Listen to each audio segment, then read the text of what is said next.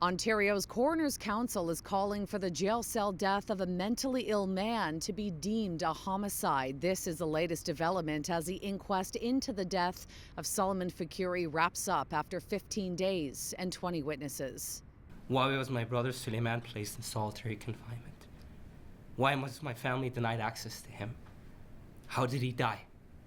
Since 2016, Soleiman Faqiri's family has been demanding answers. Criminal charges were never laid after the 30-year-old who was dealing with schizophrenia disorder died during a violent struggle with jail guards at the Central East Correctional Centre in Lindsay, Ontario. It's taken 7 years for this inquest to happen, and over the last 3 weeks, the coroner's court was presented with stunning evidence of how Faqiri's mental health was deteriorating in his final days. Solomon, how are you? This video was taken by a jail guard who broke protocol to record Faqiri in hopes of getting him help. It shows the deplorable state of his cell while in segregation. The stench of feces, urine, and vomit by the appearance of it. Acting irrationally. He's not responding. Going to try to get him out. Sergeant Clark Moss choked back tears while telling the jury about the joy Faqiri felt when he finally had a shower.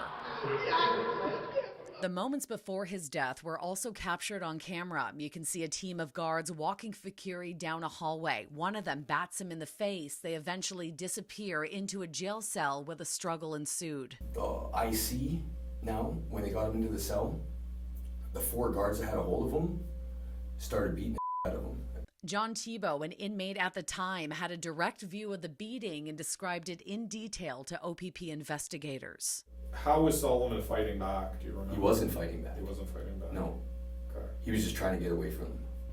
When, at what point did the beating stop?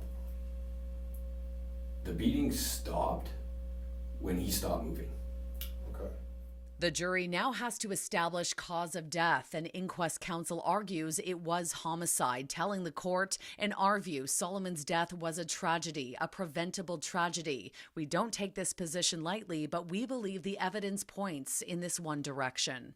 Dozens of recommendations have also been proposed, mainly directed at the provincial government to ensure this doesn't happen again. They include establishing independent correctional oversight, ensuring people in a mental health crisis are taken to hospital as soon as possible, better training, and the creation of a provincial agency to oversee healthcare in correctional facilities. The jury is now deliberating, and if they do come back with a homicide verdict, that does not mean automatic criminal charges. Police can choose to reopen the case, but are not obligated to do so.